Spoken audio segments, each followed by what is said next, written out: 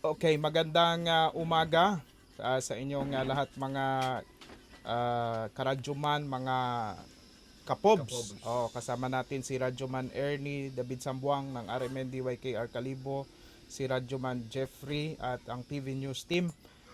Mayroon kasi tayong kababayan dito, Radyoman Ernie, na mayroong problema dahil yung kanyang misis na nasa abroad ay nawalan sila ng contact. Ano sir, ano nga ang pangalan mo po? So, by the way, sir, ako si Algin Guloran. Pangayaw man lang kami sa Aklan kasi taga Agusan del Sur kami.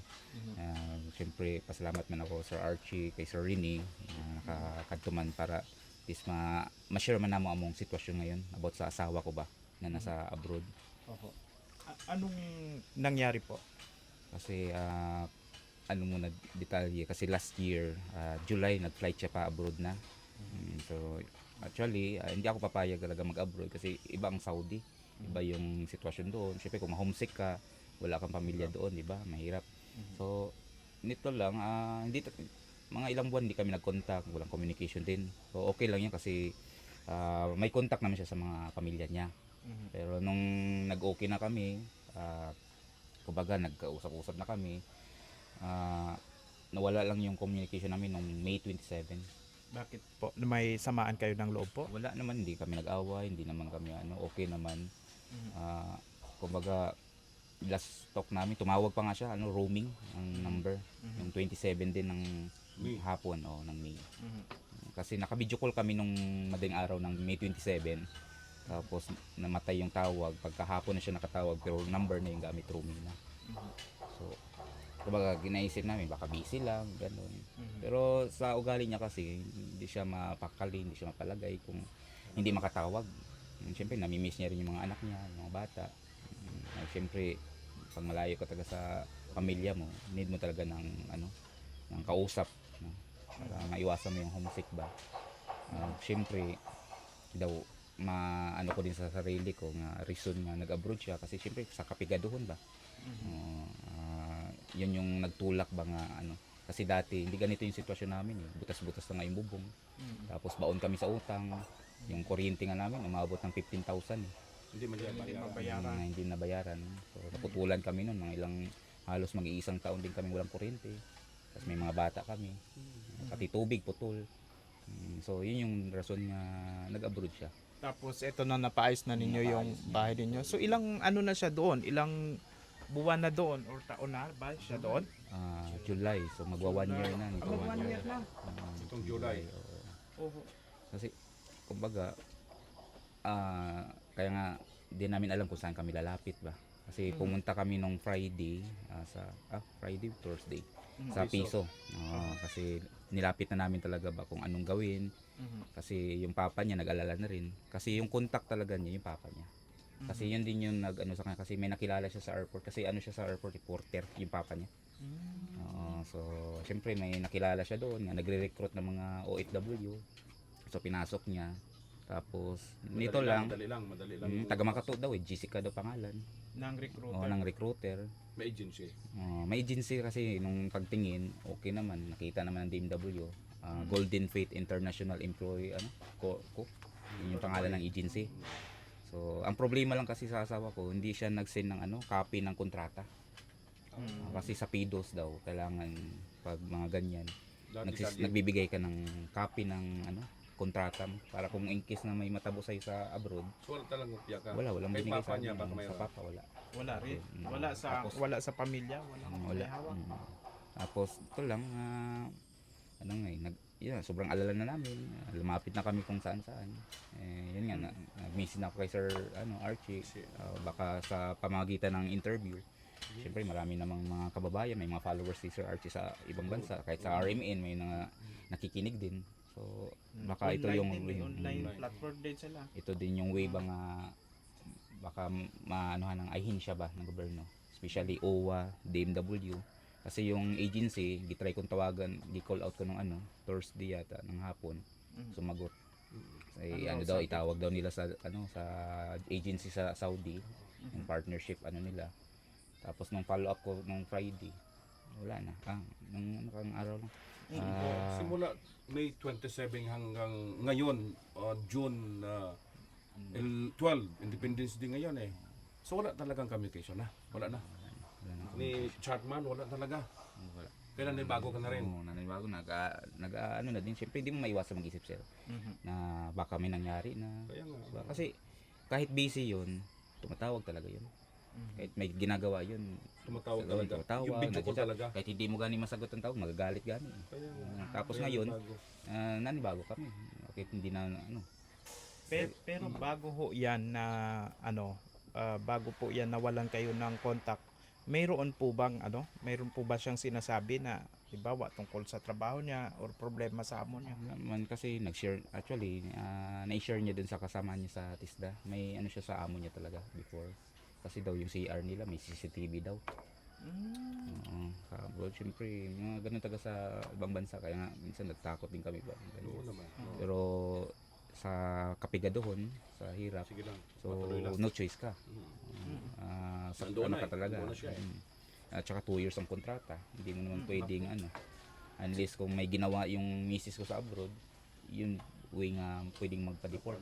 Pero wala naman siyang ginagawa na kasi alam ko naman na focus sa pamilya namin. Baka naman nanibago lang siguro ang amo niya, balagi nagtatawag, halos oras-oras ata, tumatawag sa'yo, baka nagalit yung amo, parang gano'n. Kasi Kinumpis ka yung cellphone? hindi ko maano, sir, kasi siyempre pag tumatawag siya, naka-headset lang naman siya. Oo. Tapos hindi man nakikita kasi yung mukha nila. Na mata lang nakikita ba. Siyempre yung headset, tago yan eh. Tapos yung cellphone. So hindi naman siguro nahalata ng amo. Pero baka yun din yung baka Isa sa confiscate mga o- posible mong Kasi marami tayong pwedeng isipin na negatibo. wala Baka tayo. na-confiscate yung cellphone. Baka kinulong sa kwarto. Di ba? Pinagsamantalahan. Kasi meron talaga Talaga yan yan. eh. Pumapasok sa isip mo, baka ganun. ganun, parang ganun eh. Kasi kung isipin ko nga nag-ano siya ng ibang lalaki daw malabo eh. Kasi daw kami mag-usap, daw kami sa namin. Para wala na. pumasok na sa isip niya, para may ganun na. Oo. Ang dami lang. Ang dami basta. na Oo. nag-ano sa amin eh. Siyempre ang gusto ba lang namin na yung update ba tungkol sa asawa ko sa abroad, kung anong sitwasyon niya, nakakakain ba siya. Diba? Kasi baka hindi siya nakakain doon. Kinulong sa kwarto. Hindi niya alam kung saan siya hingi ng tulong. Mahirap kasi ganun. Sa halos 1 year niya doon, sir, nakakalabas naman siya doon sa pinagtatrabahuan niya. Wala daw di Walang day off. Walang di sir. Pero nakikita ko na nakakalabas siya kasi pag mag-video ko kami, natulog ako kasi ang oras nila doon baliktad eh. Pag mga ganitong oras, paano na sa kanila, pa umaga na eh. So gabi, patulog na ako sa kanila, paano na rin. Oo, gising siya. Okay. So may may burger. So may McDo. Ibig sabihin, nakakalabas siya. Nakakalabas naman. Pero, Kailan niyo siya huling kinontak? Yung sinubukan, yung parang ilang araw na siyang hindi makontak. Kailan niyo siya sinubukan na i-contact? talaga. Grabe na yung chat ko, grabe na yung message, WhatsApp, Telegram, Facebook, Messenger. Wala. Walang Kahit yung mga yung mga kasabayan niya sa training, nagtaka na rin bakit di daw nagre-reply. Kaya yun na yung namin. Walang sign or indication na natatanggap niya yung message, like delivered kung halimbawa sa messenger. Nade-deliver. Sabi tanggap niya. Pero walang Pero hindi mo wala, hindi online, hindi. Read abegin nabasa na view Wala. Scene. wala scene, talaga. wala hindi makita. Kasi kung diyan naman yung anak ko, wala talaga. sa tawag po sa roaming. Wala, hindi nagre-ring. Sa WhatsApp, nagre-ring yung number, Oo. pero walang Sumasagot. sumasagot. So yun yung namin, kaya gani nga sa OWA, sa DMW, sana ma-actionan ba. So mapanood naman. Anong panawagan mo since na pumunta ka na pala sa kanilang sa right government agency, naghihintay lang tayo ngayon ng update, parang gano'n, no? Ganun, sir. So anong gusto mong panawagan po? Na gusto ko sana po, sir, na kami sa pamilya niya, bilang asawa din, kasi karapatan ko din naman malaman yung sitwasyon ng asawa ko nung nangyari, kasi baka huli ng lahat ba, diba? So hindi natin masabi sa ngayon. Panawagan ko lang sa ahinsya ng OWA, DMW, at especially sa agency, na sana maanuhan nila to ba sitwasyon. Ano itong DNW? Department of Migrant Worker. Ah, Oo. DMW. Kasi ang DMW, dating POAA. Tapos naging DMW siya. Tapos si OWA naman, parang administrative nila. So separated. Si OWA is sa mga OFW din kasi yan eh. Oo. Dito sa Aklan wala tayong opisina Wala, ng sino OWA. sa Iloilo, So sa Iloilo yan. sa peso kayo pumunta. O sa peso Ano kasi daw sabi ulit ng piso sa inyo? kasi nung Pinababalik kayo doon? Or lumapit ako, ko lang, gisalaysay ko lang ano yung sitwasyon kasi hindi pa naman natin ma-confirm kung ano na-rape nangyari? o kung ano. So gisalaysay ko lang, nagpasa ako ng marriage certificate doon na patunay nga asawa ko yung yung OFW. Tapos try nilang i-contact ang region. Kasi si Sir Leo yung nakausap ko sa piso eh. Oh, okay. Sa OWA siya. Tapos yung isa naman sa DMW kasi wala pa yung naka-assign talaga sa DMW. So sila muna nag-assist. So gitry nilang i-reach out yung Tapos nag-wait talaga ako, naghintay at after lunch na para lang may update lang talaga ba. Ayan ako. So gi-search nila yung pangalan ng asawa ko, gibigay ko yung details na kailangan.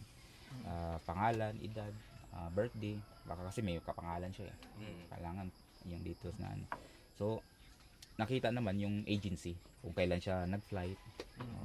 Pero hindi kasi pwede picturean daw yung kasi yun, parang privacy nila ba. Pamilya kayo, asawa ka eh.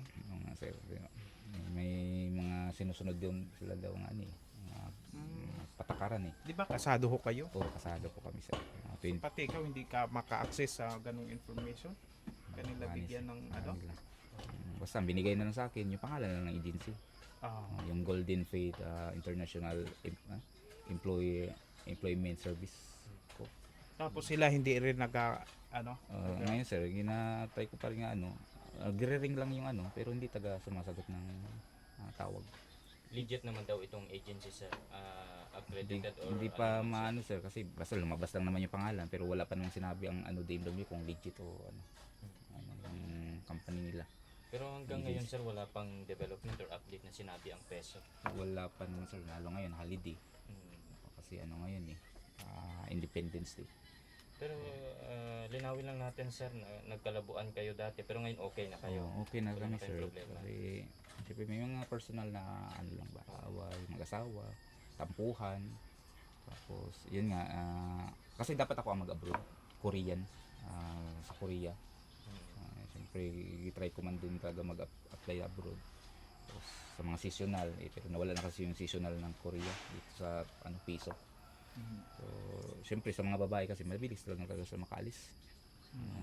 Pero sabi ko nga, kung mag-abroad ka man lang, agency, marami namang agency dito, may sa piso man. Pero bakit doon pa sa nakilala lang ng papa niya sa airport, pinagkatiwala mo yung anak mo doon sa hindi mo naman pala kakilala. Kung may nangyari talaga dyan, sino ang pwede nating Hindi habulin? ninyo napag-usapan ito yung pag-alis niya. Hindi kayo yung tatay niya yung kausap ng misis mo nung umalis siya nag-abroad. Oo, siya talagang Hindi kayo nagsasama dito? nagsama kami sir, pero yun nga dahil sa may mga hindi kami magkaintindihan. Oo. So Hindi kayo masyadong umalis siya dito tapos doon siya tumira sa kapatid niya. Doon sa Isa yun sa mga dahilan Manggan. naman. So hindi kaya baka iniiwasan ka niya ngayon? Hindi naman sir kasi Sa pamilya may contact ba? Ano rin? yun nga sabi? yung wala nang kontak nga ngayon. Kahit sa pamilya hindi Sa na- kapatid niya kasi nagchat-chat naman yun sa kapatid niya. Dati kasi nung naka-block, binablock kasi ako. Ginblock ka niya? Binablock niya ako dati. Pero ngayon kasi hindi naman ako naka-block. Okay naman yung account. Kasi nung huling usap namin, okay naman kami. Wala namang nga nag-away kami. So yun lang. Gina-follow up ko nga, ginatanong ko yung mga kapatid, yung kung nagchat-chat ba. Yung miss wala daw. Ang sinasabi lang, may mga pinsan din kasi siya sa same na lugar, sa Saudi. Baka busy daw. Kasi yung isa niyang pinsan, sinama ng amo. O baka nag-abroad, bakasyon daw yung amo. Ganun ba? Yung mga, Speculation. Oo. Ganun nila. Baka napunta sa lugar na walang internet. Walang I-try kaya natin tawagan ngayon yung agency niya. Try lang sa natin. pwede na. Saan yung number niya? Ano mo muna?